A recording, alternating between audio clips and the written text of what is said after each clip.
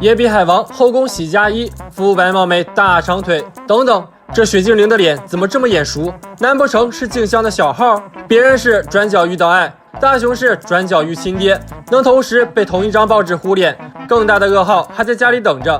这39寒天的暖炉居然坏了，哪怕老妈用上一套咏春拳，也没能救回暖炉。维修师傅得晚上才能到，一家人只能先冻着了。都说好哥们儿能穿同一条裤子，可蓝胖子脑袋太大，这么戴实在不抗冻，只能换个思路了。用精灵召唤手环可以叫出对应大自然中的各种元素的精灵，现在正是火精灵大展身手的好时机。蓝胖子对着手环一顿摩擦摩擦，长相酷似红孩儿的火精灵就出现了，房间里一下子暖和了起来。对火精灵来说，放火烧山什么的都不在话下，大雄和蓝胖子却只把他当成取暖工具人，0分考卷他又看不上，眼看火精灵就要把窗帘烧了，大雄两人急得满屋子逮他。没想到他突然自己消失了，原来是因为附近没有火源，他就会消失。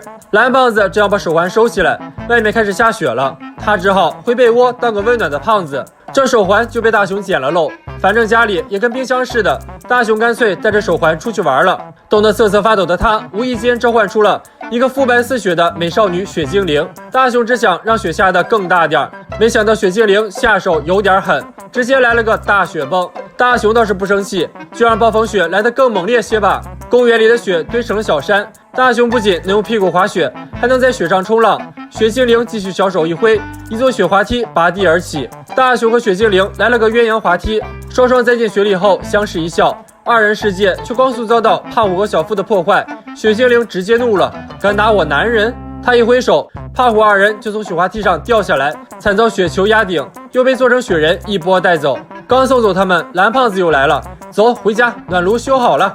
蓝胖子本想告诉大雄召唤雪精灵出来的后果，却被一阵妖风直接送走。被雪精灵带飞的大雄逗得头皮发麻，只想让雪停下来，但雪精灵却根本不听他的。春天什么的爱来不来，他只想和大雄在一起。天越来越黑，雪越下越大，该配合雪精灵演出的大雄在尽力表演，但他已经连手指头都冻红了。面对雪精灵的告白，他连握手都做不到，雪精灵的心碎了一地，只能把大雄送回了家。蓝胖子一见到大雄就开始说教，可大雄早就被冻得神志不清了。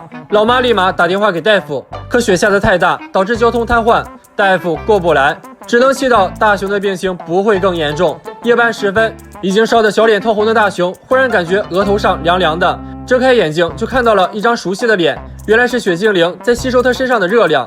大雄的脑子还没烧坏，他知道雪精灵会因此消失，雪精灵却愿意这样做，只因为他真心喜欢大雄，他也不想让大雄生病。在最后，大雄终于告诉了他自己的名字。第二天，奇迹发生了，所有的雪都消失不见，而大雄的烧也退了。昨夜，雪精灵落下的泪水已经干透，和他的相遇就像是一场梦。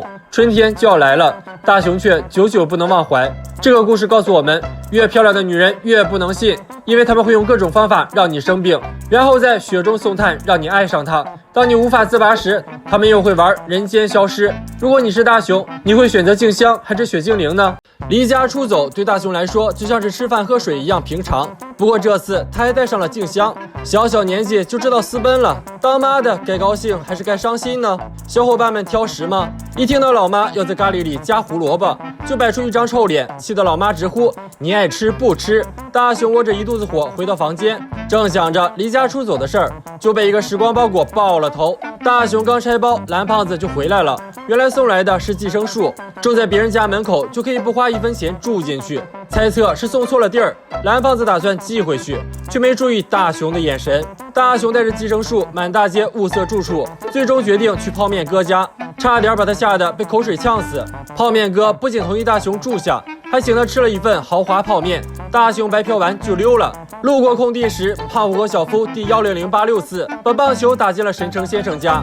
胖虎直接抡着大棒逼小夫去捡球，大雄却热心市民上线，把寄生树种在门口，自信满满的走了进去。虽然顶着40米高大包的神城先生很生气，但还是把球还给了大雄。趴在墙上的两人惊呆了，还有这种操作？接下来，大雄又看上了另一家，里面全是满地乱跑的熊孩子，他们的妈妈还背着一个，这就是英雄母亲吗？可大雄也只是个孩子啊，哪有能力照顾其他的孩子？脑壳疼的大雄只好另谋住处。这次大雄误入了一个兄贵俱乐部，连妹子都是一拳打飞10个胖虎那种，大雄真是跑都来不及。在街上乱逛的大雄遇到了正要去写生的静香，他本想两人一起去找合适的风景，天公却不作美。大雄左瞧瞧右看看，把寄生树种在了一看就是人上人的家门口，带着静香熟门熟路的进去了。虽然是陌生人的家，大雄就跟自己家似的，翘着二郎腿坐到沙发上，吃起充满金钱味道的高档点心来，也是一点不客气，甚至还要了个房间，要关上门跟静香玩一玩二人世界。但静香再也忍受不了他那比墙还厚的脸皮了，要不是还在下雨，他现在铁定跑路。一听这家没有漫画看，大雄一堆伙食指手画脚，点名要吃不加胡萝卜的咖喱，然后1秒入睡等晚饭。这时蓝胖子才发现寄生树被大雄顺走了，赶忙出门找人。而静香一看雨停了，扔下大雄就跑了。大雄直到被喂食时才发现媳妇儿丢了，明明是没有胡萝卜的咖喱，大雄却总觉得哪里不对味儿，出于礼貌全吃完了。听说这家连电视都没买，大雄只好回家追番。蓝胖子从静香那里听说了大雄干的好事儿，二话不说就把寄生树给拔了。大雄看番看得正开心，又被老妈臭骂一顿。大雄心一横，不仅要顶嘴，而且要离家出走。蓝胖子本想告诉他寄生树被拔掉了，可大雄压根儿没听进去，直接提桶跑路，旁若无人的进了别人家里，张嘴就是要洗热水澡，还要吃点心。没了寄生树，大雄直接被拎了出来。大雄扑街时才发现寄生树已经不在了，家里的晚饭已经做好了。虽然大雄还没回来，但爸妈都知道，按他的尿性肯定一会儿就回来了。殊不知大雄就在门口，刚才在别人家脸皮那么厚的他，现在脸皮薄到自家都不好意思进了。聪明的小伙伴们知道大雄为什么在吃那个阿姨做的咖喱时露出了奇怪的表情吗？